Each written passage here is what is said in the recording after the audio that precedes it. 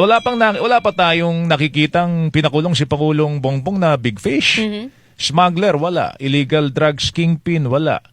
'Di ba? Hoarder, wala. Wala tayong nakita. Ang kanya lamang pong tagumpay sa larangan po ng big fish yung dalhin sa The Hague si dating Pangulong Rodrigo Duterte. Yes. 'Di ba? Na kailangan pa ng galing at husay nung nilaglag nilang tao at Ni kanilang General pinaya Torre. ni General Torre, Oo. 'di ba? Dapat magpakulong muna si PBBM ng Big Fish bilang pagtatakda po ng halimbawa para magkaroon po ng template ang sino mang itatalagang anti-corruption sa.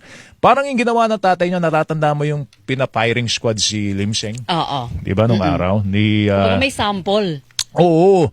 Alam mo, Wenga, ang nakikita kong problema ho ng ating Pangulo, hindi ho niya alam yung pagkakaiba ng ingay doon po sa pagpaparating ng seryosong mensahe sa mga korap. Doon sa mga kriminal po ng lipunan, mga kapuso. Nagutos ng lifestyle check, pero ang panuntunan, parang malabo pa sa sabaw ng pusit. Di ba sabi ko nga sa'yo? So sino magla-lifestyle check? Kaya nga bahala na raw yung mga agency, kayo-kayo o siya. Sa atin lang, Naluto. patahimikin nyo na po si Torre. Tumaya na po sa inyo yung mama, tapos nilaglag po ninyo. Ngayon, gusto nyo pong ilagay na naman ang leeg sa tabasan. Para ilaglag uli. Diba? Mahirap naman. Wag na oy, wag At na saka oy. ano yun pag tinalaga ka, mas madali kang tanggalin. Kaya nga. Appointed ka lang eh. Tsaka ang hirap ng kalaban ngayon, Weng.